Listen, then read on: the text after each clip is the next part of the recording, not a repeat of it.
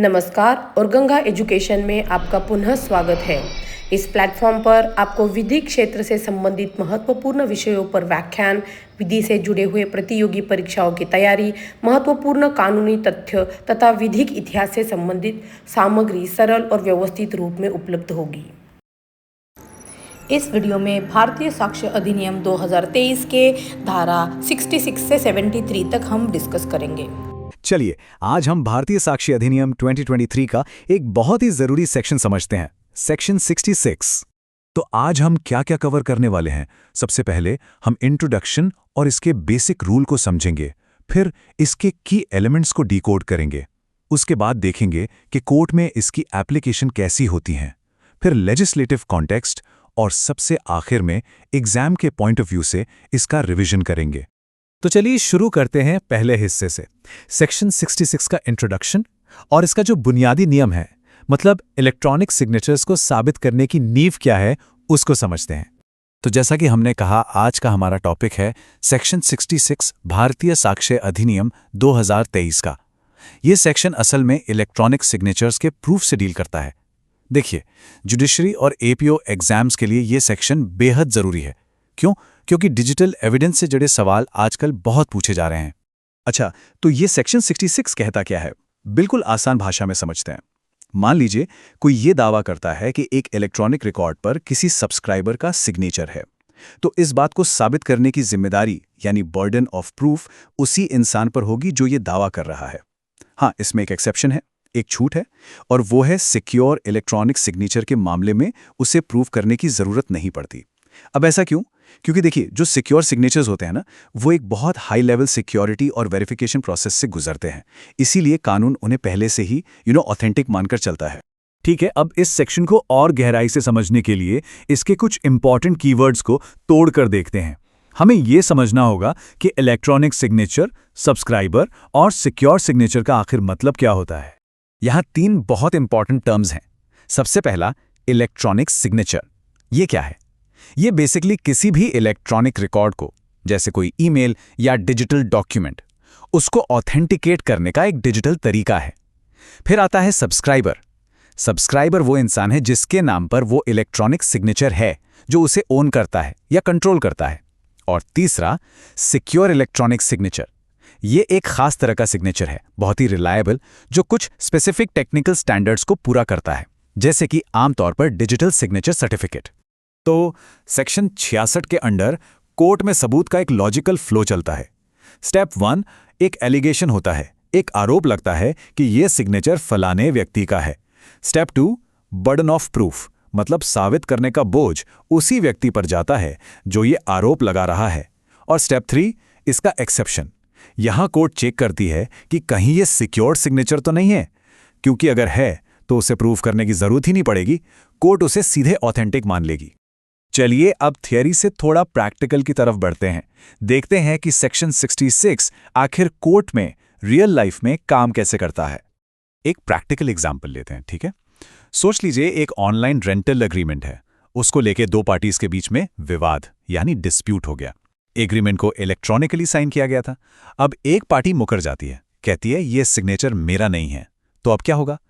Section 66 के मुताबिक जो पार्टी उस एग्रीमेंट को लागू करवाना चाहती है, उसी को यह साबित करना पड़ेगा कि हाँ, ये सिग्नेचर असली है। अब जब इलेक्ट्रॉनिक एविडेंस की बात हो रही है, तो एक लैंडमार्क जजमेंट का जिक्र करना बहुत जरूरी है। सुप्रीम कोर्ट का केस है अनवर पीवी वर्सेस पीके बशीर। इसको नोट कर लीजिए, एग्जाम के लिए ये केस रामबाण है। इलेक्ट्रॉनिक एविडेंस की एडमिसिबिलिटी पर यह एक अथॉरिटी माना जाता है। तो इस केस में मुद्दा क्या था? मेन इशू था कि इलेक्ट्रॉनिक रिकॉर्ड्स और सिग्नेचर्स को कोर्ट में एविडेंस के तौर पर कैसे माना जाएगा, उसकी एडमिसिबिलिटी क्या होगी। तो कोर्ट ने साफ साफ कहा कि किसी भी इलेक्ट्रॉनिक रिकॉर्ड को एविडेंस मानने के लिए जो भी कानूनी ज़रूरतें हैं, यानी स्टैट्यूटरी रिक्वायरमेंट्स, उनको पूरा करना ही होगा। खासकर जो पुराने एविडेंस एक्ट के सेक्शन 65B में कंडीशंस दी गई थीं, उनका पालन करना अनिवार्य है। इसी कड़ी में एक और बहुत इंपॉर्टेंट केस आता है, अर्जुन पंडित राव खोतकर वर्सेस कैलाश कुशनराव गोरंत्याल। देखिए, अनवर पीवी के जजमेंट के बाद कुछ प्रोसीजरल मतलब प्रक्रिया संबंधी सवाल उठे थे। इस केस ने उन्हीं सभी डाउट्स को क्लियर किया।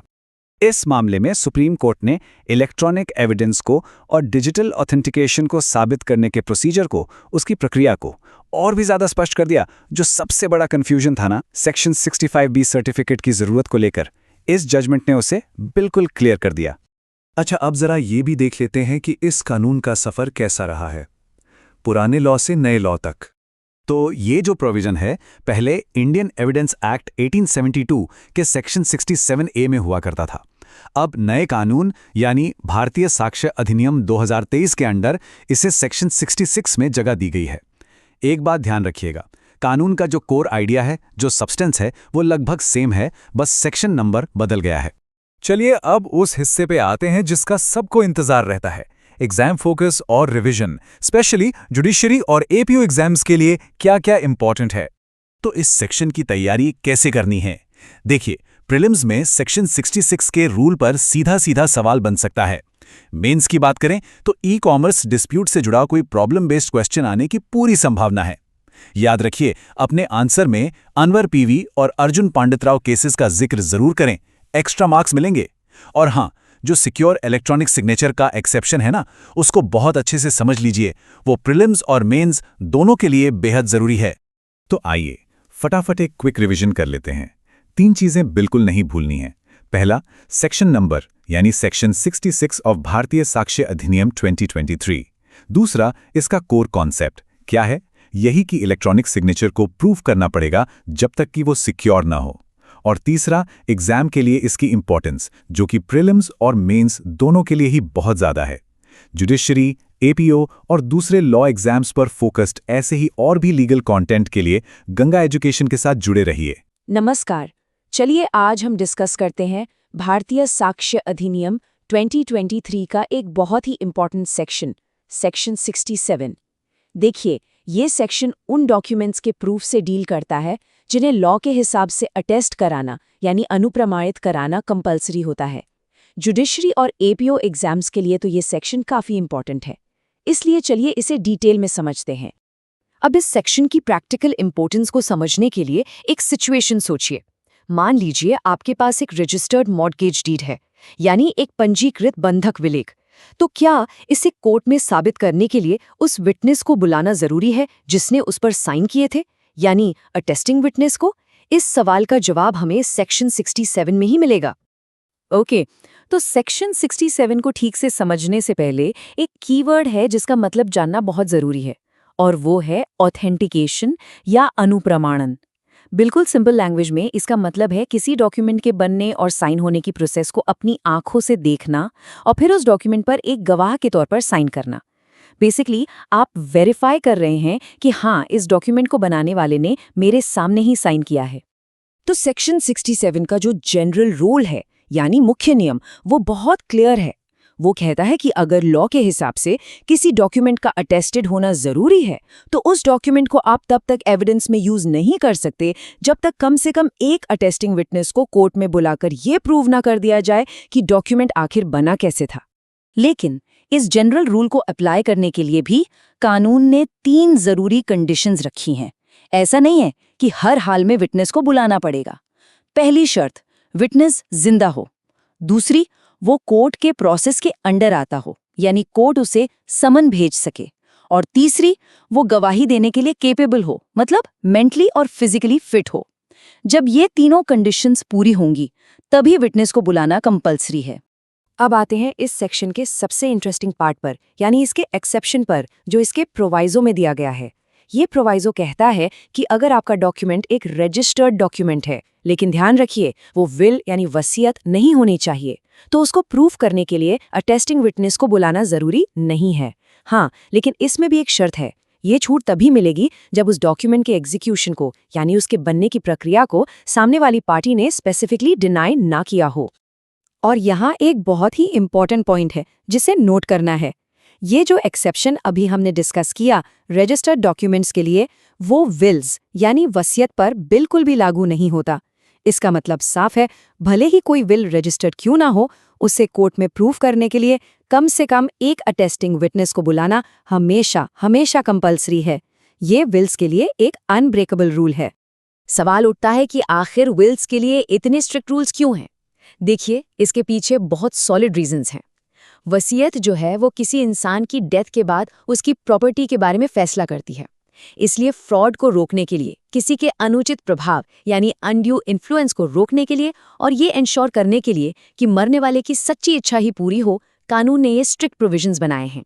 विल्स के प्रूफ से जुड़ा हुआ सुप्रीम कोर्ट का एक लैंडमार्क जजमेंट है, एच वेंकटाचला अयंगर वर्सेस बी.एन. थिम्मजम्मा। अगर आपको इस सेक्शन के प्रिंसिपल्स को ठीक से समझना है तो ये केस बहुत इंपॉर्टेंट है। इस केस में मेन इशू यही था कि एक विल को आखिर प्रूव कैसे किया जाना चाहिए। सुप्रीम कोर्ट ने बिल्कुल क्लियर कर दिया कि वसीयत को प्रूव करने के लिए कम से कम एक अटेस्टिंग विटनेस को एग्जामिन करना ही पड़ेगा, ताकि कोर्ट इस बात से पूरी तरह सेटिस्फाई हो सके कि विल का निष्पादन ठीक से और बिना किसी दबाव के स्वेच्छा से किया गया था। कोर्ट सिर्फ सिग्नेचर नहीं देखता, बल्कि पूरी प्रोसेस की प्यूरिटी को चेक करता है। अब एक इम्पॉर्टेंट इन्फॉर्मेशन ये है कि ये जो प्रोविजन हम पढ़ रहे हैं, ये पहले इंडियन एविडेंस एक्ट 1872 के सेक्शन 68 में था। जो नया कानून है भारतीय साक्ष्य अधिनियम 2023, इसमें इसे सेक्शन 67 बना दिया गया है। प्रिंसिपल में कोई खास बदलाव नहीं है, बस सेक्शन नंबर चेंज हुआ है। तो अब देखते हैं कि एग्जाम के पॉइंट ऑफ व्यू से ये सेक्शन कितना जरूरी है। जुडिशरी और एपीओ एग्जाम्स में प्रीलिम्स में आपसे डायरेक्ट सेक्शन नंबर या इसके प्रोवाइजो से रिलेटेड क्वेश्चन आ सकता है, और मेंस की बात करें तो विल या किसी रजिस्टर्ड डीड पर बेस्ड एक प्रॉब्लम बेस्ड क्वेश्चन आने के काफी चांसेस होते हैं। इसीलिए इसकी प्रैक्टिकल अंडरस्टैंडिंग बहुत जरूरी है। चलिए इस पूरे डिस्कशन को अब रिवाइज करते हैं। सिर्फ 3 सबसे जरूरी पॉइंट्स देखते हैं जो आपको इस सेक्शन से एग्जाम के लिए याद रखने ही हैं। ये हैं सेक्शन 67 के 3 golden rules. Rule number 1, general rule, एक अटेस्टेड डॉक्यूमेंट को प्रूव करने के लिए विटनेस जरूरी है। रूल नंबर 2, एक्सेप्शन, एक रजिस्टर्ड डॉक्यूमेंट के लिए जो विल ना हो, विटनेस जरूरी नहीं जब तक उसके एग्जीक्यूशन को डिनाई ना किया जाए। और रूल नंबर 3, सबसे इंपॉर्टेंट, विल यानी वसीयत को प्रूव करने के लिए एक अटेस्टिंग विटनेस हमेशा जरूरी है। जुडिशरी, एपीओ और दूसरे लॉ एग्जाम से जुड़ी ऐसी ही और जानकारी के लिए गंगा एजुकेशन के साथ जुड़े रहिए। आज हम डिस्कस करने वाले हैं भारतीय साक्ष्य अधिनियम 2023 का सेक्शन 68। जुडिशरी और एपीओ एग्जाम्स के लिहाज से ये सेक्शन काफ़ी इंपॉर्टेंट है। ये सेक्शन एक बहुत ही प्रैक्टिकल सिचुएशन से डील करता है, वो सिचुएशन जब किसी डॉक्यूमेंट को प्रूव करने के लिए कोई अटेस्टिंग विटनेस मतलब अनुप्रमाणक साक्षी मिल ही नहीं पाता। तो चलिए एक नज़र डालते हैं कि आज हम क्या क्या कवर करने वाले हैं। सबसे पहले हम सेक्शन 68 को बिल्कुल आसान भाषा में समझेंगे, फिर ये देखेंगे कि बिना विटनेस के कोर्ट में डॉक्यूमेंट्स कैसे प्रूव किए जाते हैं। इसके बाद हम कुछ ज़रूरी जुडिशियल व्यूज़ और पुराने कानून से इसका एक छोटा सा कंपैरिजन करेंगे। और हाँ, सबसे आखिर में एग्जाम के लिए जो सबसे ज़रूरी पॉइंट्स हैं उन पर फोकस करके एक क्विक रिविजन भी करेंगे। ठीक है, तो चलिए इसमें सीधे डाइव करते हैं। शुरुआत करते हैं सेक्शन 68 के बिल्कुल फंडामेंटल से कि आखिर ये कानून कहता क्या है। देखिए, आमतौर पर क्या होता है कि विल यानी वसीयत या फिर मॉर्गेज जैसे कुछ डॉक्यूमेंट्स को प्रूव करने के लिए एक अटेस्टिंग विटनेस का होना जरूरी होता है। लेकिन सोचिए, क्या होगा अगर वो विटनेस कोर्ट में पेश ही ना हो पाए? हो सकता है उसकी डेथ हो गई हो या वो मिल ही ना रहा हो। तो ऐसी सिचुएशन में क्या होगा? बस यहीं पर सेक्शन 68 काम आता है। अब ये जो आप स्क्रीन पर देख रहे हैं ये सीधे बेयर एक्ट की लैंग्वेज है और यही इस सेक्शन का पूरा क्रक्स है। सिंपल भाषा में इसका मतलब समझें तो अगर अटेस्टिंग विटनेस नहीं मिल रहा तो 2 चीजें प्रूव करनी होंगी। पहला पॉइंट कि कम से कम एक विटनेस का जो सिग्नेचर है वो उसी की हैंडराइटिंग में है, और दूसरा पॉइंट कि डॉक्यूमेंट बनाने वाले मतलब एग्जीक्यूट करने वाले पर्सन का सिग्नेचर भी उसी की हैंडराइटिंग में है। बस ये 2 कंडीशंस पूरी करनी है। अच्छा, इस सेक्शन को और गहराई से समझने के लिए कुछ जरूरी कीवर्ड्स को ब्रेक डाउन कर लेते हैं। पहला, कोई अनुप्रमाणक साक्षी नहीं मिल पाता। इसका मतलब सिर्फ ये नहीं कि वो आया नहीं, इसका मतलब है कि विटनेस की डेथ हो चुकी है, या वो मिल नहीं रहा, या वो एविडेंस देने में इनकेपेबल है, या फिर कोर्ट के जुरिस्डिक्शन से ही बाहर है। दूसरा है अनुप्रमाणन या अटेस्टेशन। इसका सिंपल मतलब है डॉक्यूमेंट साइन होते हुए देखना। और तीसरा, दस्तावेज का निष्पादन या एग्जीक्यूटिंग द डॉक्यूमेंट, यानी कि मेन पार्टी जिसे हम एग्जीक्यूटेंट कहते हैं उसका डॉक्यूमेंट पर साइन करना। तो अब जब हम बेसिक समझ गए हैं तो चलिए आगे बढ़ते हैं और देखते हैं कि ये चीज़ कोर्ट में प्रैक्टिकली कैसे काम करती है। तो जब कोई विटनेस अवेलेबल ना हो तो डॉक्यूमेंट को प्रूफ करने के लिए ये 2 स्टेप्स फॉलो करने होंगे। स्टेप 1, ये प्रूफ करना होगा कि कम से कम एक अटेस्टिंग विटनेस का सिग्नेचर उसकी जेन्युइन हैंडराइटिंग में है। स्टेप 2, ये भी प्रूफ करना होगा कि डॉक्यूमेंट को एग्जीक्यूट करने वाले पर्सन का सिग्नेचर भी जेन्युइन है। याद रखिए, ये दोनों स्टेप्स मैंडेटरी हैं, एक भी मिस नहीं कर सकते। चलिए इसे एक प्रैक्टिकल एग्जाम्पल से समझते हैं जो एग्जाम्स में अक्सर पूछा जाता है। मान लीजिए कोर्ट में एक विल मतलब वसीयत पेश की जाती है और उसके दोनों अटेस्टिंग विटनेसेस की डेथ हो चुकी है। अब इस विल को कैसे प्रूफ करेंगे? बहुत सिंपल है। सेक्शन 68 के वही 2 स्टेप्स अप्लाई करने होंगे। पहला, किसी भी एक विटनेस के सिग्नेचर की हैंडराइटिंग को प्रूफ करना, और दूसरा, विल बनाने वाले यानी टेस्टेटर के सिग्नेचर को प्रूफ करना। बस इतना ही। चलिए अब देखते हैं कि हमारे कोर्ट्स ने इस प्रोविजन को कैसे इंटरप्रेट किया है और पुराने कानून यानी इंडियन एविडेंस एक्ट 1872 के मुकाबले ये कैसा है। इस स्लाइड में 2 लैंडमार्क केसेस हैं। पहला, बेंगा बेहेरा वर्सेस ब्रज किशोर नंदा। इस केस में सुप्रीम कोर्ट ने ये प्रिंसिपल सेट किया कि जब अटेस्टिंग विटनेस ना मिले तो विटनेस और एग्जीक्यूटेंट दोनों की हैंडराइटिंग प्रूफ करके डॉक्यूमेंट को प्रूफ किया जा सकता है। इसका इम्प्लीकेशन क्या हुआ? इससे ऐसी सिचुएशंस में डॉक्यूमेंट को प्रूफ करना आसान हो गया। दूसरा केस है जानकी नारायण भोयर वर्सेस नारायण नामदेव कदम। इसमें कोर्ट ने क्लियर किया कि हाँ, अटेस्टेशन तो मैंडेटरी है, लेकिन जब विटनेस अवेलेबल ना हो तो लॉ में दिए गए ऑल्टरनेटिव मेथड्स जैसे कि सेक्शन 68 बिल्कुल अलाउड है। मतलब हमारा लॉ रिजिड नहीं बल्कि फ्लेक्सिबल है और हर सिचुएशन के लिए एक सॉल्यूशन देता है। ये एग्जाम के लिए एक बहुत इंपॉर्टेंट पॉइंट है, इसको जरूर नोट कर लीजिए। भारतीय साक्ष्य अधिनियम 2023 का ये नया सेक्शन 68 पुराने इंडियन एविडेंस एक्ट 1872 के सेक्शन 69 के कॉरेस्पॉन्डिंग है। प्रीलिम्स में ये सवाल सीधा सीधा बन सकता है। अब हम अपने आखिरी सेगमेंट पर आ गए हैं जो पूरी तरह से एग्जाम की तैयारी पर फोकस्ड है। चलिए कुछ स्पेसिफिक एग्जाम टिप्स देख लेते हैं।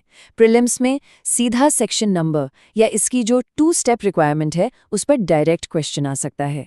मेंस के लिए विल या मॉर्गेज से रिलेटेड एक प्रॉब्लम बेस्ड क्वेश्चन आने के हाई चांसेस हैं। और हाँ, ये भी याद रखना है कि सेक्शन 68, सेक्शन 67 के जनरल रूल का एक एक्सेप्शन है। जनरल रूल कहता है कि विटनेस को बुलाना ही पड़ेगा, जबकि सेक्शन 68 उससे छूट देता है। तो चलिए इस पूरे टॉपिक को 3 क्विक पॉइंट्स में फटाफट रिवाइज करते हैं। पहला, हम बात कर रहे हैं सेक्शन 68 BSA 2023 की। दूसरा, इसका कोर कॉन्सेप्ट है no witness no problem. Witness और एग्जीक्यूटेंट की हैंडराइटिंग से डॉक्यूमेंट को प्रूव करना है। और तीसरा, एग्जाम के लिए इसकी इंपॉर्टेंस बहुत हाई है, खासकर मेंस के लिए। और इसी के साथ ये डिस्कशन यहाँ खत्म होता है। जाते जाते एक थॉट प्रोवोकिंग क्वेश्चन आप सबके लिए। भारतीय साक्ष्य अधिनियम की और कौन सी ऐसी सेक्शंस हैं जो जनरल रूल्स के एक्सेप्शंस के रूप में काम करती हैं? इस पे जरूर सोचिएगा। जुडिशरी, APO और लॉ एग्जाम से जुड़ी ऐसे ही और लीगल कंटेंट के लिए गंगा एजुकेशन के साथ जुड़े रहें। आज हम भारतीय साक्ष्य अधिनियम 2023 के एक बहुत ही इंटरेस्टिंग सेक्शन को समझेंगे, सेक्शन 69। जुडिशरी और APO एग्जाम्स के पॉइंट ऑफ व्यू से ये एक छोटा लेकिन आप मानिए काफी इंपॉर्टेंट सेक्शन है। एक सवाल से शुरू करते हैं। क्या आप सोच सकते हैं कि एक डॉक्यूमेंट कोर्ट में बिना किसी गवाह को बुलाए प्रूव हो सकता है? आमतौर पर तो हम जानते हैं कि गवाह जरूरी होते हैं, है ना? सेक्शन 69 इसी सिचुएशन के लिए एक स्पेशल रूल बताता है। तो इस टॉपिक को हम 5 आसान स्टेप्स में समझेंगे। पहले सेक्शन 69 को इंट्रोड्यूस करेंगे, फिर इसके रूल को सिंपल लैंग्वेज में ब्रेक डाउन करेंगे। इसके बाद कोर्ट में इसका प्रैक्टिकल एप्लीकेशन कैसे होता है वो देखेंगे, नए और पुराने लॉ को कंपेयर करेंगे और आखिर में एग्जाम के लिए एक सुपरफास्ट रिवीजन भी करेंगे। तो चलिए शुरू करते हैं। सेक्शन 69 को हम डॉक्यूमेंट साबित करने का शॉर्टकट भी कह सकते हैं। अब शॉर्टकट क्यों?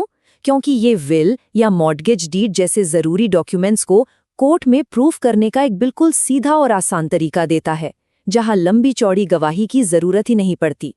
इस सेक्शन का जो कोर प्रिंसिपल है ना, वो बहुत ही सिंपल है। अगर डॉक्यूमेंट साइन करने वाला व्यक्ति खुद कोर्ट में ये मान ले कि हाँ ये साइन उसी का है, तो लॉ कहता है कि और किसी सबूत की जरूरत ही नहीं है। ये एक जनरल रूल का बहुत बड़ा एक्सेप्शन है, इसलिए एग्जाम्स के लिए ये पॉइंट क्रूशियल हो जाता है। चलिए अब सीधा इसके लीगल लैंग्वेज पर फोकस करते हैं। लॉ में जैसा कि हम जानते हैं एक एक शब्द इम्पोर्टेंट होता है, तो बेयर एक्ट की लैंग्वेज को ठीक से समझना हमारा पहला स्टेप है। बेयर एक्ट में साफ साफ लिखा है कि अगर किसी अटेस्टेड डॉक्यूमेंट को एग्जीक्यूट करने वाली पार्टी खुद ही इस बात को एडमिट कर लेती है तो ये एडमिशन अपने आप में सफिशिएंट प्रूफ यानी पर्याप्त सबूत मान लिया जाएगा उस पार्टी के खिलाफ। सिंपल, कोर्ट को इससे ज्यादा कुछ प्रूफ करने की जरूरत नहीं है। अच्छा, इस सेक्शन को और बेहतर तरीके से समझने के लिए इन 3 कीवर्ड्स पर ध्यान देना बहुत जरूरी है। पहला है एडमिशन, यानी अपनी गलती या बात को स्वीकार करना। दूसरा है अटेस्टेड डॉक्यूमेंट, ये वो डॉक्यूमेंट्स हैं जिन पर गवाहों के साइन कानूनन जरूरी होते हैं। और तीसरा सबसे इम्पॉर्टेंट, सफिशिएंट प्रूफ। इसका मतलब है कि कोर्ट इसे फाइनल प्रूफ मान लेगा और एविडेंस की जरूरत नहीं पड़ेगी। तो कोर्ट इसमें एक लॉजिकल सीक्वेंस फॉलो करता है। देखिए कितना सिंपल है। स्टेप 1, एक पार्टी ने डॉक्यूमेंट एग्जीक्यूट किया। स्टेप 2, उसी पार्टी ने कोर्ट में एग्जीक्यूशन एडमिट कर लिया। स्टेप 3, ये एडमिशन सफिशिएंट प्रूफ बन गया। और इसका रिजल्ट स्टेप 4, अटेस्टिंग विटनेस को बुलाने की जरूरत ही खत्म हो गई। थ्योरी तो हमने समझ ली, लेकिन अब देखते हैं कि एक्चुअल कोर्ट में इसका एप्लीकेशन कैसे होता है, क्योंकि रियल वर्ल्ड एग्जाम्पल से कॉन्सेप्ट हमेशा के लिए क्लियर हो जाता है। इसके लिए सबसे कॉमन और एग्जाम ओरिएंटेड एग्जाम्पल है मॉर्टगेज डीड का। ऐसे case study based questions exams में अक्सर पूछे जाते हैं। तो चलिए एक सिचुएशन इमेजिन करते हैं। एक व्यक्ति लोन के लिए एक मॉर्टगेज डीड साइन करता है। बाद में कोर्ट में लोन को लेकर कोई विवाद खड़ा हो जाता है। अब अगर वो व्यक्ति अपने रिटन स्टेटमेंट में ये एडमिट कर लेता है कि हाँ, मैंने ही मॉर्टगेज डीड साइन की थी, तो बस केस यहाँ बहुत सिंपल हो जाता है। सेक्शन 69 के अनुसार अब कोर्ट को उस डीड के गवाहों को बुलाने की कोई ज़रूरत नहीं है। उस व्यक्ति का एडमिशन ही उसके खिलाफ पर्याप्त सबूत बन जाता है। सुप्रीम कोर्ट ने भी इस प्रिंसिपल को कई इंपॉर्टेंट केसेस में अपहोल्ड किया है। जैसे नारायण भगवंतराव गोसावी केस में कोर्ट ने साफ कहा कि क्लियर एडमिशन एक सब्सटैंटिव एविडेंस है। इसी तरह अवध किशोर दास केस में भी यही डिसाइड किया गया कि डॉक्यूमेंट एग्जीक्यूट करने वाले का एडमिशन ही उसके खिलाफ सफिशिएंट प्रूफ माना जाएगा। अब एग्जाम्स के लिए पुराने लॉ के कॉरेस्पॉन्डिंग सेक्शन को जानना भी बहुत ज़रूरी है, क्योंकि कई रेफरेंस बुक्स और पुराने जजमेंट्स में अभी भी पुराने सेक्शन नंबर्स का ही जिक्र मिलता है। तो ये हमेशा याद रखिएगा, पुराने इंडियन एविडेंस एक्ट 1872 का सेक्शन 70 नए भारतीय साक्ष्य अधिनियम 2023 के सेक्शन 69 के बिल्कुल बराबर है। लीगल प्रिंसिपल बिल्कुल सेम है, उसमें कोई भी बदलाव नहीं हुआ है। चलिए अब आते हैं सबसे इम्पोर्टेंट हिस्से पर, जुडिशरी और एपीओ एग्जाम्स के लिए इस सेक्शन से हमें क्या टेकअवेज लेने हैं। देखिए, प्रीलिम्स में आपसे डायरेक्ट सेक्शन नंबर पर सवाल पूछा जा सकता है। मेंस में जो मॉर्टगेज डीड वाला एग्जाम्पल हमने देखा, वैसा प्रॉब्लम बेस्ड क्वेश्चन आने की पूरी संभावना है। और इंटरव्यू में इस सेक्शन का पर्पस पूछा जा सकता है, जिसका सिंपल जवाब है जुडिशियल टाइम बचाना। और हाँ, ये हमेशा याद रखें कि ये एडमिशन सिर्फ उसी व्यक्ति के खिलाफ बाइंडिंग है जो इसे करता है, किसी और के खिलाफ नहीं। चलिए एकदम फास्ट रिवीजन करते हैं। 3 सबसे जरूरी बातें याद रखें। पहला, सेक्शन नंबर है 69 ऑफ बीएसए। दूसरा, कोर कॉन्सेप्ट है कि एग्जीक्यूटेंट का एडमिशन ही सफिशिएंट प्रूफ है। और तीसरा, इसका सबसे बड़ा असर ये है कि अटेस्टिंग विटनेस को बुलाने की जरूरत नहीं पड़ती। प्रीलिम्स और मेंस दोनों के लिए यह हाई इंपॉर्टेंस टॉपिक है। तो हमने देखा कि कैसे एक एडमिशन पूरे केस का रुख बदल सकता है। पर एक बात सोचने वाली है, अगर एडमिशन इतना पावरफुल है तो इसका गलत इस्तेमाल कैसे रोका जा सकता है? इस पर जरूर विचार करिएगा। ऐसे ही फोकस्ड लीगल कंटेंट के लिए गंगा एजुकेशन के साथ जुड़े रहें।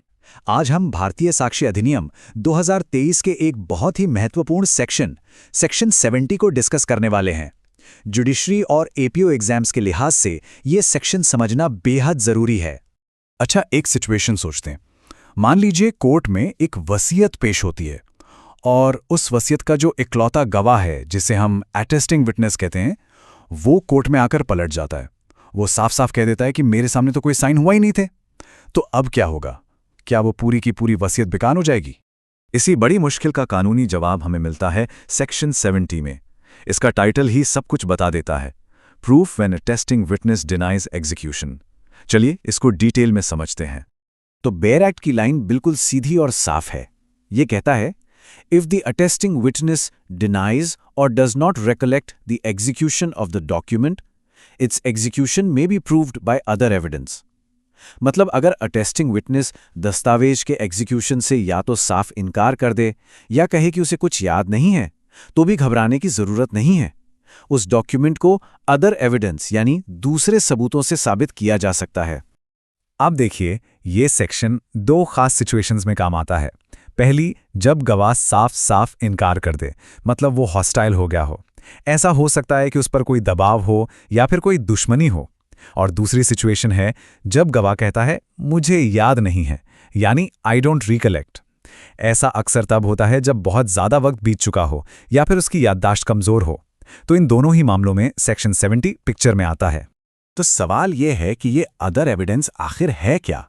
कोर्ट किन चीज़ों को सबूत मान सकता है? तो देखिए, इसके कई ऑप्शंस हैं, जैसे डॉक्यूमेंट बनाने वाले यानी एग्जीक्यूटेंट के सिग्नेचर या उसकी हैंडराइटिंग का कोई और सबूत। यहां तक कि खुद अटेस्टिंग विटनेस की हैंडराइटिंग का सबूत भी दिया जा सकता है, या फिर उस वक्त वहां मौजूद किसी और इंसान की गवाही। और हां, एक हैंडराइटिंग एक्सपर्ट की ओपिनियन भी बहुत मजबूत सबूत मानी जाती है। इनके अलावा सर्कमस्टेंशियल एविडेंस और एग्जीक्यूटेंट के एडमिशंस भी अदर एविडेंस का ही हिस्सा हैं। चलिए अब इसको एक प्रैक्टिकल कोर्टरूम एग्जाम्पल से समझते हैं, जो एग्जाम्स में प्रॉब्लम बेस्ड क्वेश्चन बनकर आ सकता है। सिचुएशन है, एक वसीयत को सेक्शन 70 के तहत साबित करना। तो प्रोसेस को स्टेप बाय स्टेप देखते हैं। पहला, एक वसीयत को प्रोबेट के लिए कोर्ट में लाया गया। दूसरा, जो इकलौता अटेस्टिंग विटनेस था वो कोर्ट में आकर मुकर गया। उसने कह दिया कि टेस्टेटर ने मेरे सामने साइन नहीं किए। तीसरा, जिस पार्टी को वसीयत पर भरोसा था उसने सेक्शन 70 इन्वोक किया। और चौथा, उस पार्टी ने एक हैंडराइटिंग एक्सपर्ट को पेश किया जिसने टेस्टेटर के सिग्नेचर को उनके दूसरे डॉक्यूमेंट से मैच करके साबित कर दिया कि वो असली हैं। बस, गवाह के मुकरने के बावजूद वसीयत साबित हो गई। यही है सेक्शन 70 की पावर। इस सेक्शन से जुड़ा एक बहुत ही लैंडमार्क केस है, जानकी नारायण भोयर वर्सेस नारायण नामदेव कदम। इस केस में सुप्रीम कोर्ट ने यह प्रिंसिपल सेट किया कि अगर अटेस्टिंग विटनेस एग्जीक्यूशन को साबित नहीं कर पाता, तो भी वो पार्टी जो उस डॉक्यूमेंट पर निर्भर है उसे कानून के तहत दूसरे सबूतों के जरिए साबित कर सकती है। एक और अहम केस है बेंगा बेहरा वर्सेस ब्रज किशोर नंदा। इसमें कोर्ट ने और भी साफ किया कि अगर अटेस्टिंग विटनेस हॉस्टाइल हो जाए या साथ ना दे, तब भी डॉक्यूमेंट को इंडिपेंडेंट एविडेंस से साबित किया जा सकता है। मतलब कानून किसी असली डॉक्यूमेंट को सिर्फ एक गवाह के हॉस्टाइल हो जाने की वजह से खारिज नहीं होने देगा। अब एक बहुत ज़रूरी बात जो एग्जाम पॉइंट ऑफ व्यू से याद रखनी है, ये जो प्रोविजन है ये पुराने कानून यानी इंडियन एविडेंस एक्ट 1872 के सेक्शन 71 में था, और अब नए भारतीय साक्ष्य अधिनियम 2023 में ये सेक्शन 70 है। तो सेक्शन नंबर का ध्यान रखना बहुत ज़रूरी है। जुडिशरी और एपीओ एग्जाम्स के लिए कुछ खास टिप्स। प्रीलिम्स में सीधा सेक्शन नंबर और उसका मकसद पूछा जा सकता है। मेंस एग्जाम में जो एग्जाम्पल हमने डिस्कस किया वैसा ही एक प्रॉब्लम बेस्ड क्वेश्चन आ सकता है, या फिर इस पर एक शॉर्ट नोट लिखने के लिए कहा जा सकता है। इसमें दो बातें हमेशा याद रखनी है, गवाह का इनकार करना और याद न रहना, और अदर एविडेंस का पूरा कॉन्सेप्ट। चलिए इस पूरे डिस्कशन का एक क्विक रिवीजन कर लेते हैं। 3 बातें हैं जो बिल्कुल नहीं भूलनी है। पहला, सेक्शन नंबर 70 ऑफ द भारतीय साक्ष्य अधिनियम 2023। दूसरा, इसका कोर कॉन्सेप्ट कि अगर गवाह मुकर जाए या भूल जाए तो दूसरे सबूत से डॉक्यूमेंट साबित हो सकता है। और तीसरा, एग्जाम इंपॉर्टेंस। प्रीलिम्स और मेंस दोनों के लिए ये हाई इंपॉर्टेंस टॉपिक है। जुडिशरी, एपीओ और दूसरे लॉ एग्जाम से जुड़े ऐसे ही लीगल कंटेंट के लिए गंगा एजुकेशन के साथ जुड़े रहिए। आज हम लोग समझेंगे भारतीय साक्ष्य अधिनियम 2023 के सेक्शन 71 को, जो कि एक काफी इंपॉर्टेंट प्रोविजन है। तो आज हम डिस्कस करने जा रहे हैं सेक्शन 71 भारतीय साक्ष्य अधिनियम 2023। ये सेक्शन आपके आने वाले जुडिशरी और एपीओ एग्जाम्स के पॉइंट ऑफ व्यू से आप समझ लीजिए बेहद महत्वपूर्ण है। ओके, तो आगे बढ़ने से पहले एक नजर डालते हैं कि आज हम क्या क्या कवर करने वाले हैं। ये रहा हमारा रोड मैप। इन सभी पॉइंट्स को हम एक एक करके डिटेल में समझेंगे। तो चलिए शुरुआत करते हैं इस सेक्शन के इंट्रोडक्शन से। सबसे पहले इसकी फाउंडेशन, इसके बेसिक्स को समझते हैं। ये जो आप स्क्रीन पर देख रहे हैं, ये है सेक्शन 71 की बेयर एक्ट लैंग्वेज। अब आसान शब्दों में, बिल्कुल सिंपल लैंग्वेज में समझें तो इसका मतलब क्या हुआ। इसका मतलब ये है कि मान लीजिए किसी डॉक्यूमेंट पर विटनेस के साइन हैं, लेकिन लॉ ये नहीं कहता कि उस डॉक्यूमेंट पर विटनेस होना कंपल्सरी है। तो ऐसे डॉक्यूमेंट को बिना विटनेस के भी प्रूफ किया जा सकता है। देखिए, एविडेंस लॉ में ना दो तरह के अटेस्टेड डॉक्यूमेंट्स होते हैं।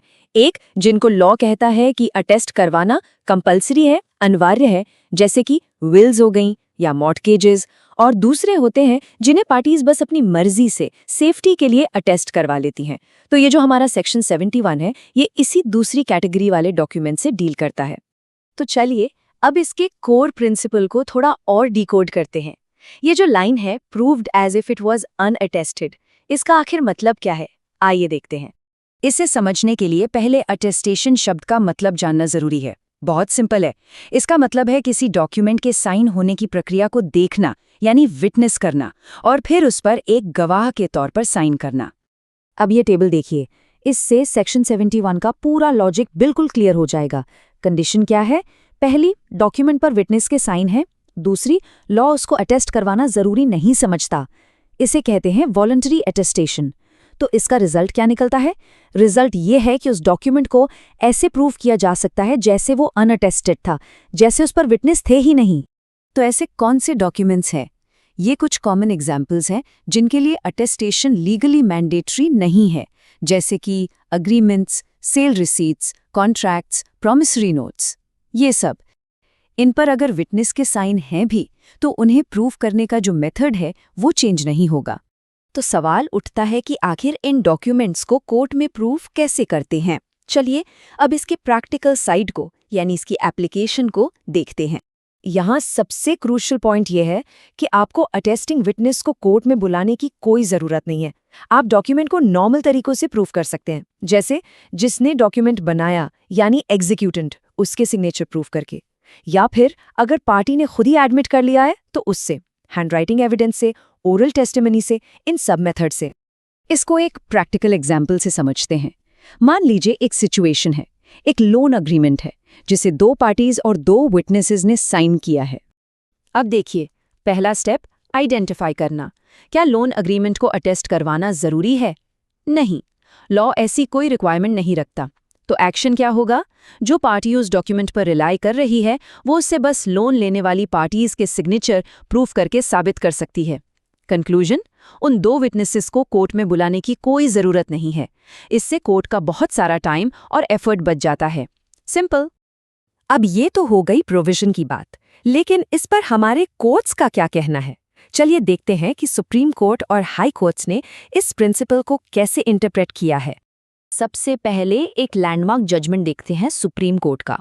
इस लैंडमार्क केस में कोर्ट के सामने इशू ये था कि क्या एक ऐसा अटेस्टेड डॉक्यूमेंट जिसे लॉ ने अटेस्ट करना जरूरी नहीं बताया, उसे विटनेस को बुलाए बिना प्रूफ किया जा सकता है?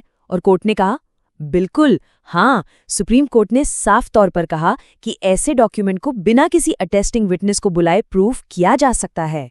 इसी कॉन्टेक्स्ट में एक और इम्पॉर्टेंट केस है, और यहाँ पे इश्यू ये था कि क्या वॉलंटरी अटेस्टेशन से प्रूफ का लीगल मेथड बदल जाता है? कोर्ट ने कहा नहीं, सिर्फ विटनेस के साइन कर देने से प्रूफ का लीगल रिक्वायरमेंट चेंज नहीं हो जाता, जब तक कि लॉ स्पेसिफिकली उस अटेस्टेशन की मांग ना करे। वैसे ये प्रोविजन बिल्कुल नया नहीं है। चलिए देखते हैं कि पुराने लॉ में, यानी इंडियन एविडेंस एक्ट में, ये कहाँ पर था। जैसा कि हम सब जानते हैं, भारतीय साक्ष्य अधिनियम 2023 ने अब इंडियन एविडेंस एक्ट 1872 को रिप्लेस कर दिया है। तो देखिए, पहले इंडियन एविडेंस एक्ट 1872 में ये सेम प्रोविजन सेक्शन 72 में था, और अब नए भारतीय साक्ष्य अधिनियम 2023 में ये सेक्शन 71 में है। तो ये सेक्शन नंबर याद रखना एग्जाम्स के लिए काफी इंपॉर्टेंट है। फाइनली सबसे इंपॉर्टेंट पार्ट पर आते हैं, एग्जाम के पॉइंट ऑफ व्यू से इसमें से क्या क्या याद रखना है। अगर हम जुडिशरी और एपीओ एग्जाम्स की बात करें, तो प्रीलिम्स में सेक्शन 71 पर डायरेक्ट क्वेश्चन बन सकता है, या फिर इसके कोर प्रिंसिपल पर भी सवाल आ सकता है। और जहां तक मेंस की बात है, वहां सेक्शन 71 पर एक शॉर्ट नोट लिखने को आ सकता है, या फिर कोई प्रॉब्लम बेस्ड क्वेश्चन भी बन सकता है, जैसे कि एक प्रॉमिसरी नोट से जुड़ी कोई सिचुएशन दे दी जाए। तो एक क्विक रिवीजन के लिए ये 3 चीजें जरूर याद रखें। सेक्शन है 71 भारतीय साक्ष्य अधिनियम का, इसका कोर कॉन्सेप्ट क्या है और एग्जाम्स के लिए, प्रीलिम्स और मेंस दोनों के लिए ये हाई इंपॉर्टेंस रखता है। इसी के साथ सेक्शन 71 पर हमारी आज की चर्चा यहीं समाप्त होती है। जुडिशरी, एपीओ और दूसरे लॉ एग्जाम से जुड़ी ऐसी ही लीगल कंटेंट के लिए गंगा एजुकेशन के साथ जुड़े रहें। चलिए आज डाइव करते हैं भारतीय साक्ष्य अधिनियम 2023 के एक सुपर इंपॉर्टेंट सेक्शन में, सेक्शन 72। ये सेक्शन डील करता है सिग्नेचर्स, हैंडराइटिंग और फिंगर इंप्रेशंस के कंपैरिजन से। तो ये सेक्शन है चैप्टर प्रूफ के अंडर, और इसका सीधा साधा काम है डॉक्यूमेंट्स की जेन्युइननेस, यानी उनकी असलियत को प्रूफ करना। और हाँ, जुडिशरी और एपीओ एग्जाम्स के पॉइंट ऑफ व्यू से तो ये सेक्शन आप समझ लीजिए बहुत ही जरूरी है, क्योंकि डॉक्यूमेंट्री एविडेंस पर सवाल तो बनते ही बनते हैं। तो आज का हमारा सफर कैसा रहेगा? सबसे पहले सेक्शन 72 का इंट्रोडक्शन, फिर उसके कोर इंग्रेडिएंट्स को डिकोड करेंगे, उसके बाद देखेंगे कि कोर्ट्स इसे कैसे अप्लाई करते हैं, पुराने लॉ से कंपेयर करेंगे, और एंड में एग्जाम के लिए क्या इंपॉर्टेंट है और एक सुपर क्विक रिवीजन भी करेंगे। Let's get started. ओके, तो सेक्शन 72 का जो बेयर प्रोविजन है वो क्या कहता है? देखिए, सिंपल शब्दों में अगर कोर्ट को ये पता लगाना है कि कोई सिग्नेचर, राइटिंग या सील असली है या नहीं, तो कोर्ट क्या कर सकती है? कोर्ट उस चीज को उसी इंसान की एक ऐसे सिग्नेचर, राइटिंग या सील से कंपेयर कर सकती है जिसे पहले से ही असली माना जा चुका है। सोचो, एक डिस्प्यूटेड सिग्नेचर है और एक एडमिटेड सिग्नेचर है। कोर्ट दोनों को साइड बाय साइड रखेगी और मिलान करेगी। Simple as that. अब इस सेक्शन को ठीक से समझने के लिए इसके कुछ कोर इंग्रेडिएंट्स यानी कीवर्ड्स को तोड़कर देखते हैं। सबसे पहला है सिग्नेचर। ये तो हम सब जानते हैं, किसी डॉक्यूमेंट को ऑथेंटिकेट करने के लिए जो हम मार्क बनाते हैं। फिर आता है हैंडराइटिंग, यानी आपके लिखने का यूनिक स्टाइल। तीसरा है सील, ये ऑफिशियल स्टैंप या मोहर होती है ऑथेंटिकेशन के लिए। और आखिर में फिंगर इंप्रेशन, जो आइडेंटिफिकेशन का एक फूल प्रूफ तरीका है। तो सवाल ये है कि कोर्ट इस सेक्शन को आखिर इस्तेमाल करती कैसे है? Let's break it down step by step. Step 1, एक डिस्प्यूट उठता है, किसी सिग्नेचर या हैंडराइटिंग को चैलेंज किया जाता है। स्टेप 2, एक जेन्युइन सैंपल पेश किया जाता है जो ऑलरेडी प्रूव्ड है। स्टेप 3, कोर्ट दोनों का कंपैरिजन शुरू करती है। लेकिन यहाँ आता है सबसे इंटरेस्टिंग पार्ट। स्टेप 4, कोर्ट के पास एक स्पेशल पावर है। वो कोर्ट में मौजूद किसी भी इंसान को बोल सकती है कि चलो अभी यहाँ पर लिख कर दिखाओ, ताकि एक बिल्कुल फ्रेश सैंपल मिल जाए कंपैरिजन के लिए। और आखिर में स्टेप 5 में कोर्ट आमतौर पर एक एक्सपर्ट की मदद से फाइनल डिसीजन लेती है। चलिए इसको एक प्रैक्टिकल रियल लाइफ एग्जाम्पल से समझते हैं, जो अक्सर कोर्ट्स में देखने को मिलता है। सोच लीजिए एक चेक है जिसको लेकर मामला कोर्ट में है। अब जो अक्यूज्ड है वो साफ मुकर जाता है, कहता है ये सिग्नेचर मेरा है ही नहीं। यहाँ पर सेक्शन 72 पिक्चर में आता है। जज क्या करेंगे? वो उस डिस्प्यूटेड सिग्नेचर को अक्यूज्ड के बैंक में जो स्पेसिमेन सिग्नेचर है उससे कंपेयर करेंगे। और जैसा हमने पहले डिस्कस किया, जज अक्यूज्ड को ऑर्डर दे सकते हैं कि वो कोर्ट के सामने वहीं के वहीं एक नया सिग्नेचर सैंपल दे। कितना प्रैक्टिकल एप्लीकेशन है, राइट? केस लॉज के बिना तो लॉ अधूरा है ना? तो 2 इंपॉर्टेंट जजमेंट्स देखते हैं। पहला, Murari Lal versus state of MP. इसमें सुप्रीम कोर्ट ने एक कॉशनरी नोट दिया। कहा कि हाँ, कोर्ट कंपेयर कर सकती है, लेकिन ये काम बड़ी सावधानी से करना चाहिए और बेहतर यही है कि एक हैंडराइटिंग एक्सपर्ट की मदद ली जाए। दूसरा case, state Delhi admin versus Paliram. इसने कोर्ट की पावर को और मजबूत किया, साफ कर दिया कि कोर्ट के पास पूरी शक्ति है कि वो किसी को भी स्पेसिमेन हैंडराइटिंग देने का डायरेक्शन दे सकती है, नो क्वेश्चंस आस्क्ड। तो नए कानून में ये सेक्शन 72 है, लेकिन पुराने कानून का क्या? ये प्रोविजन पहले इंडियन एविडेंस एक्ट 1872 के सेक्शन 73 में था। सो बेसिकली अब इसको भारतीय साक्ष्य अधिनियम में सेक्शन 72 बना दिया गया है। कॉन्सेप्ट बिल्कुल सेम है, बस सेक्शन नंबर याद रखना है। Old was 73, new is 72। Okay, अब सबसे जरूरी बात, एग्जाम फोकस। जुडिशरी और एपीओ एस्पिरेंट्स ध्यान से सुनिए। प्रीलिम्स में सीधा सवाल आ सकता है कि सेक्शन 72 का पर्पस क्या है, या फिर आईए में इसका कॉरेस्पॉन्डिंग सेक्शन कौन सा था? सेक्शन 73, याद है ना? मेंस के लिए कोर्ट के कंपैरिजन पावर पर एक शॉर्ट नोट तैयार कर लीजिए, या फिर एक प्रॉब्लम बेस्ड क्वेश्चन एक्सपेक्ट कीजिए जिसमें कोई फोर्स्ड डॉक्यूमेंट का सिनेरियो हो। और अगर इंटरव्यू तक पहुंचे तो आपसे जरूर पूछा जा सकता है कि हैंडराइटिंग एक्सपर्ट की एविडेंस की क्या वैल्यू होती है। चलिए सब कुछ एकदम फटाफट रिवाइज करते हैं। 3 चीजें बिल्कुल दिमाग में बिठा लीजिए। Point 1, section number, section 72 BSA 2023। Point 2, core concept, court की पावर डिस्प्यूटेड सिग्नेचर को एडमिटेड सैंपल से कंपेयर करने की। एंड पॉइंट 3, कोर्ट की स्पेशल पावर, कोर्ट में मौजूद किसी से भी राइटिंग सैंपल लेने की। याद रखिएगा, एग्जाम के लिए इसकी इंपॉर्टेंस हाई है। तो साफ है कि सेक्शन 72 डॉक्यूमेंट्स की सच्चाई सामने लाने के लिए एक बहुत पावरफुल टूल है। लेकिन एक सवाल सोचने वाला है, अगर कभी कोर्ट की अपनी राय और एक हैंडराइटिंग एक्सपर्ट की ओपिनियन आपस में टकरा जाएं, तो फिर किसकी बात को ज्यादा वेटेज मिलना चाहिए? इस पर विचार जरूर कीजिएगा। जुडिशरी, APO और लॉ एग्जाम से जुड़े ऐसी ही जरूरी लीगल कंटेंट के लिए गंगा एजुकेशन से जुड़े रहिए। आज हम इंडियन एविडेंस एक्ट 1872 के एक बेहद जरूरी सेक्शन 73 को समझने वाले हैं। ये सेक्शन डिजिटल सिग्नेचर के वेरिफिकेशन से जुड़ा है और जुडिशरी और APO एग्जाम्स के लिहाज से बहुत ही ज्यादा इंपॉर्टेंट है। अच्छा, एक बात सोचिए, आज का जमाना सब कुछ डिजिटल है। कॉन्ट्रैक्ट से लेकर एफिडेविट तक सब ऑनलाइन साइन हो रहा है। तो यहाँ एक बड़ा सवाल उठता है, कोर्ट कैसे भरोसा करे कि जो डिजिटल सिग्नेचर स्क्रीन पर दिख रहा है वो असली है, कहीं वो जाली तो नहीं? बस इसी मुश्किल सवाल का जवाब देता है सेक्शन 73। तो चलिए आगे बढ़ने से पहले आज का हमारा रोड मैप देख लेते हैं। हम सेक्शन 73 के इंट्रोडक्शन से शुरू करेंगे, फिर इसके प्रोविजन को बारीकी से समझेंगे, कोर्ट में इसका एप्लीकेशन देखेंगे, ट्रेडिशनल प्रूफ से इसका कंपैरिजन करेंगे और आखिर में एग्जाम के लिए क्या जरूरी है उस पर फोकस करेंगे। तो शुरू करते हैं इसके इंट्रोडक्शन से। देखिए, आज के डिजिटल ट्रांजैक्शंस के दौर में ये समझना जरूरी है कि सेक्शन 73 ही वो कानूनी नींव है जिस पर हमारे सारे इलेक्ट्रॉनिक डॉक्यूमेंट्स की सच्चाई और भरोसा टिका हुआ है। एक बहुत ही इंपॉर्टेंट पॉइंट है जिसे हमेशा याद रखना है। सेक्शन 73 अकेला काम नहीं करता। इसकी असली ताकत इंफॉर्मेशन टेक्नोलॉजी एक्ट 2000 के साथ जुड़ने से आती है। ये दोनों मिलकर डिजिटल सिग्नेचर की वेरिफिकेशन के लिए एक मजबूत, एक फुल प्रूफ लीगल फ्रेमवर्क तैयार करते हैं। चलिए अब इस सेक्शन के बिल्कुल कोर में चलते हैं। हम इसकी बेयर एक्ट की भाषा को तोड़कर आसान शब्दों में समझेंगे ताकि एक एक कॉन्सेप्ट एकदम क्रिस्टल क्लियर हो जाए। बेयर एक्ट की जो की लाइन है वो ये कहती है कि कोर्ट किसी भी डिजिटल सिग्नेचर की सच्चाई को परखने के लिए निर्देश दे सकती है। अगर इसे सिंपल भाषा में समझें तो कोर्ट के पास 2 रास्ते हैं।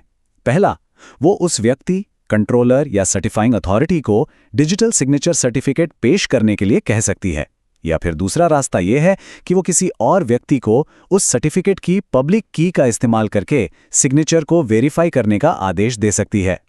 इस सेक्शन में 3 सबसे इंपॉर्टेंट एलिमेंट्स हैं। पहला है डिजिटल सिग्नेचर। ये आप कह सकते हैं हाथ से किए गए सिग्नेचर का एक बहुत ही सिक्योर इलेक्ट्रॉनिक वर्जन है। दूसरा है डिजिटल सिग्नेचर सर्टिफिकेट। इसे एक तरह का इलेक्ट्रॉनिक पासपोर्ट समझिए। और तीसरा, कंट्रोलर और सर्टिफाइंग अथॉरिटी। ये वो भरोसेमंद सरकार द्वारा मान्यता प्राप्त संस्थाएं हैं जो ये सर्टिफिकेट जारी करती हैं और उन्हें मैनेज भी करती हैं। तो ये वेरिफिकेशन की प्रक्रिया काम कैसे करती है? जरा इस फ्लोचार्ट को देखिए। सबसे पहले कोर्ट डिजिटल सिग्नेचर सर्टिफिकेट यानी DSC को पेश करने का निर्देश देती है। फिर जिसका वो सिग्नेचर है या कंट्रोलर या सर्टिफाइंग अथॉरिटी उस DSC को कोर्ट में पेश करते हैं और आखिरी स्टेप में उस DSC में दी गई पब्लिक की को लगाकर सिग्नेचर की असलियत को वेरीफाई किया जाता है। अब आते हैं इसके प्रैक्टिकल एप्लीकेशन पर। थ्योरी तो हमने समझ ली, अब देखते हैं कि असल में कोर्ट की कार्रवाई में सेक्शन 73 का इस्तेमाल कैसे होता है। चलिए एक प्रैक्टिकल कोर्ट सिनेरियो लेते हैं। मान लीजिए पार्टी A और पार्टी B के बीच एक बिजनेस कॉन्ट्रैक्ट डिजिटली साइन हुआ। कुछ समय बाद पार्टी B मुकर जाती है और कहती है कि ये तो उनका सिग्नेचर है ही नहीं, ये जाली है। अब क्या होगा? कोर्ट सेक्शन 73 का इस्तेमाल करेगी, पार्टी B का DSC मंगवाएगी और एक एक्सपर्ट से पब्लिक की के जरिए सिग्नेचर को वेरीफाई करवाएगी। अगर वेरिफिकेशन में सिग्नेचर असली पाया जाता है तो वो कॉन्ट्रैक्ट पूरी तरह से वैलिड माना जाएगा। इस सेक्शन के पीछे जो सिद्धांत है उसे एक लीगल मैक्सिम से भी समझा जा सकता है, फाल्सस इन ऊनो फाल्सस इन ओमनिबस।